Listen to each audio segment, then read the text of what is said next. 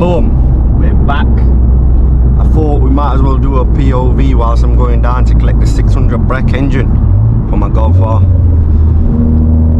as we've got a 3-hour journey, so I thought at junction 32, exit towards M18. So I thought we'll make a video out of it whilst we're heading down, get another video for this week. Yeah, so I also want to discuss about Exit at junction 32. issues I've had with the Golf R.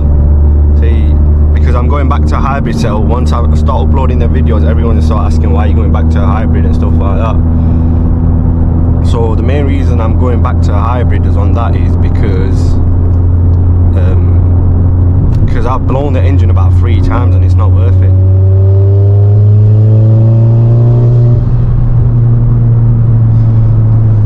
Yeah, so I've blown the engine 3 times on it, and as you can tell, I've fed up with it now. So I was thinking I'll go hybrid setup, go to about 450. I've got a Venom 450 for it, so I'm hoping out of it 450 brake. So hopefully we'll get about 450 out of it and it should be calm. Yeah, so that's why I'm heading down. I was on a big turbo Garrett GTX, but we kept getting back pressure every time we pushed it. For some odd reason, it was the back pressure, so it was something to do with that manifold I had on the car, that tubular for manifold you get with them. So, and even then, after driving it for a while, I was like, I talked to me saying, I thought to me saying, just give it a quick pull.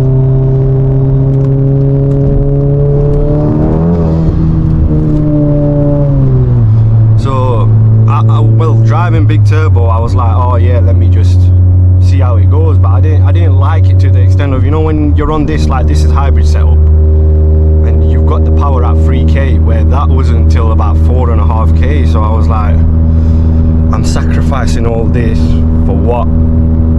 So I thought about it and I was like, I'm gonna go back to a hybrid because I like my B roads. I'm not one of them guys who just loves the straight road, because at least with the hybrid setup it'll still go around corners, where the big turbo will kick in so late that when you got to a corner sometimes it used to just push you out onto the other side of the road, because obviously 4-wheel driving it, so they understeer a lot and stuff like that.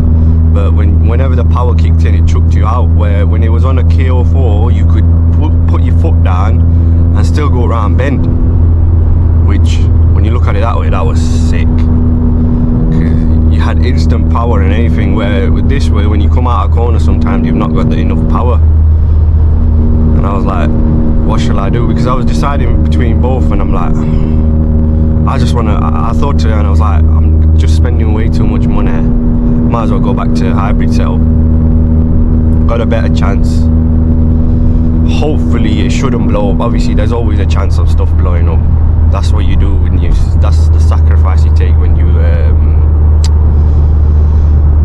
you start modifying cars. So hopefully, fingers crossed, I'm hoping that it doesn't blow up anymore.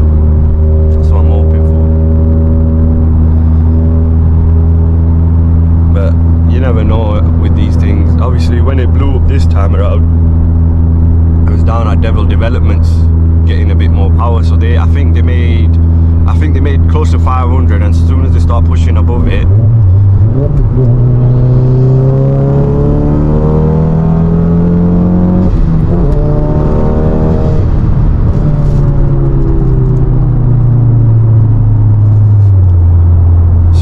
pushing above it,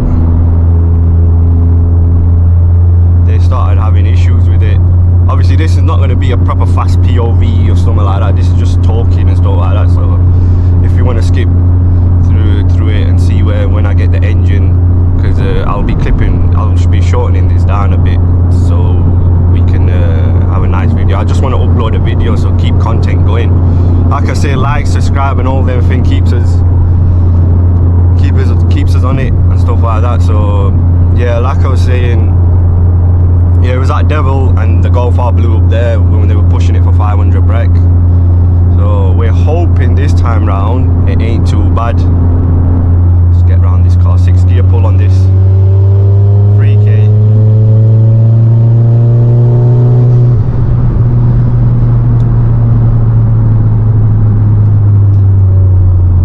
Yeah, this is what I miss. Where the Golf R, if I was in 6k right now, I mean 6 gear, sorry, it would never pick up. It will just be like this, like proper buggy and stuff like that, and when you put your foot down there's nothing there.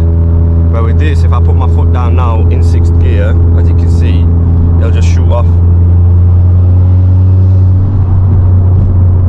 But with the Golf R, it was completely opposite. So after like considering it, I was like, oh, let's just go back to a hybrid. Yeah, it's not, I always wanted 550 brake out of it, but sometimes you have to just step back. If you keep blowing stuff up, that's what I was doing. So I was like, oh, forget it, I'm just gonna go back down in horsepower and stuff like that, because it makes no sense to keep paying for a car. And as for the channel, we want to get a, what do you call it, a project car. So I want to put money into something else as well, so I can't keep putting money 2 back miles, in at junction 2, take the A1M exit. I can't keep putting money in the Golf R, so I was like, oh yeah, we'll do that. We'll just go to hybrid setup, less headache, not much to worry about, and just go straight from there and see what it says. But 440 or 450 should be enough in that car. I used to, because the Golf R weren't fully mapped up, because I was waiting to get it, it was bedding in the engine. It was at 427 from JBM Performance, and I can remember that it fucking used to shoot off.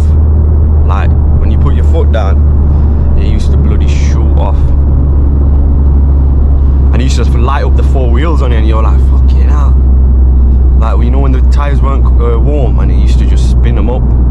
It used to be sick though, sick feeling. I wish I could have got it to 550 brake, but maybe if the channel keeps going and we keep uploading or whatever, and it might be a future plan, I'll just swap it, because obviously I've got the fully forged engine now, 600 brake. You can probably hack about 600 brake or more even. That's why I got it built for. It's built by, just about got it built by, what do you call it, Pro Race Engineering. They're building it, so hopefully, fingers crossed, I'm hoping nothing goes wrong now. Take the A1M. But that's what I'm saying, we've got a 3-hour drive to them Pro Race Engineering, where they are. Usually I give everything to the main guys that do all my work on my cars, is JBM Performance. Usually I just give them everything, but recently they've been quite. Then use the right lane to take the slip road. They've recently been quite busy, so I've been like, I think they had 3 of the cars or 4 of the cars that required engine builds, so they were busy doing that. Slip road to Woodworth Viaduct. So I was like, yeah, I might as well get it built by these lads. Apparently these lads have got a good reputation. So Woodworth Viaduct, take the 3rd exit onto the A1M slip road to Newark. So we should be bang on.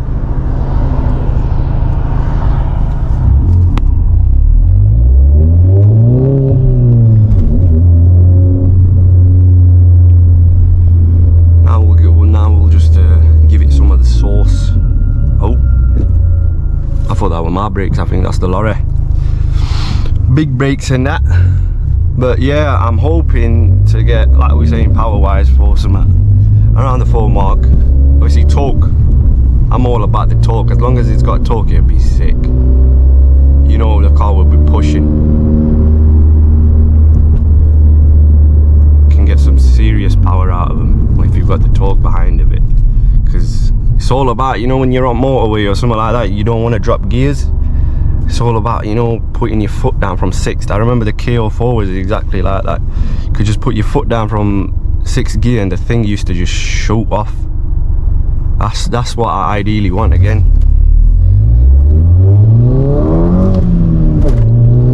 Exit the roundabout onto the slip road.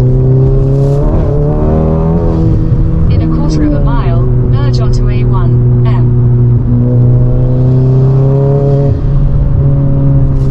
Fucking love this as well.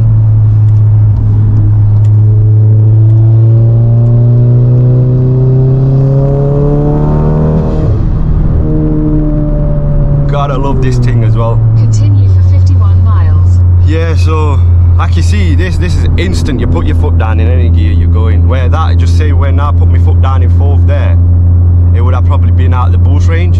Where this was still in boost range and you were just flying. So obviously everything has its downsides and upsides. Hybrids, they probably die off towards some hybrids die off towards the top end. They might not do, I don't know. And this is the only car we've had, and this one doesn't die off. It keeps pulling still. Where the big turbo was continuously pulling on the top end. That's the plus side to a big turbo. But the big turbos are made for drags. I think most likely, if I was ever gonna go back to a big turbo, I would like DQ 500 swap or put a automatic box in there, because then it's worth it. Then you know, oh yeah, I've got the power behind it. Because when you're at that kind of speed, you need to be shifting quick as well. And obviously manually you can only shift up to a certain point, where if you've got DQ 500 and things like that, you can shift silly. Yeah, if, like I said, if your lads want to see like videos on that, I weren't gonna film getting the engine put in, because it's just getting the engine put in, innit? But I'm gonna film it on the dyno and stuff like that, show you the progress, see what we make and stuff like that. We're gonna bed the engine in on the dyno as well. I know everyone has their own ways of bending engines in and stuff like that, but the way we do it down at JBM Performance is that's how JBM beds the engine. Is they just use the dyno. Look at this 6th gear. As soon as it kicks in, it's gone. And bear in mind we're in eco mode, so we're in the lowest boost setting on this car.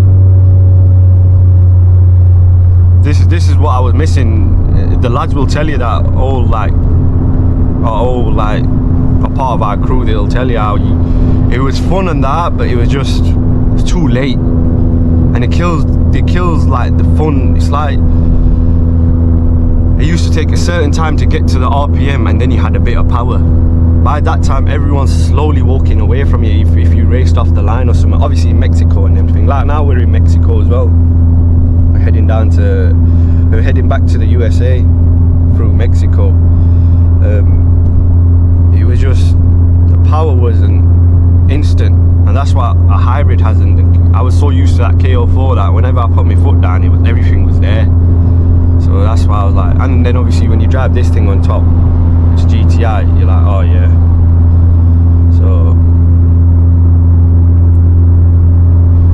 So we're hoping, fingers crossed, nothing goes wrong. Well, I should have some serious power out of it soon.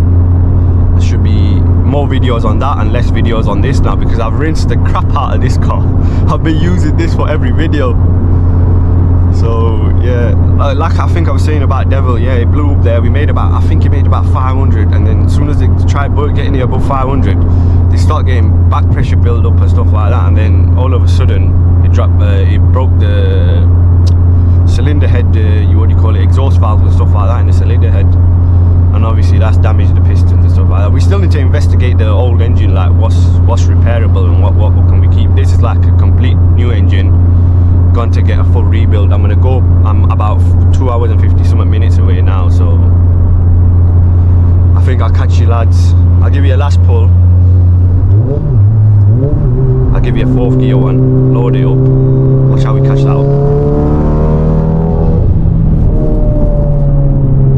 But yeah, this is more to do with the talking video and that. Like I say, subscribe and things like that. I'll get more videos hopefully filmed. We're still, obviously the Mark 5 guy, that car's off the road for a bit. I think that should be coming back in September, so we've got more videos on the Mark 5 GTI. Hopefully by then I can get another project car, what I'm looking for, and we can start a build on that. That will be wicked as well. We'll make it somewhat as fast as this GTI. But for now, we'll continue with the Golf R. So I'll catch you at, what do you call it, Pro Race Engineering, and we pick you up from there. Nice one. So the new engine's here, fully built now. I just need to drop you off to JBM. 600 brake horsepower. Need to do the timing and stuff like that, but other than that, it's all ready. Look at this thing, look how much this is sat down. But yeah, we'll get this to JBM. Obviously 600 horsepower, like I was explaining in the early video. So hopefully we should have zero issues with it. So the engine's been dropped off at JBM. Ideally that's the end of the video. Till we start filming that or whatever, get it on dyno and stuff like that. So, but yeah, that should be back. That work should start on that car at the end of May. So that's when they've got a bit of time free to start doing work on it. So hopefully Golf R should be back maybe mid-June or something like that, with if we don't get any issues. But yeah, for now that's it. Like and subscribe and them things. Like I always say, show support. Hopefully we can grow this channel. But till the next one, boom.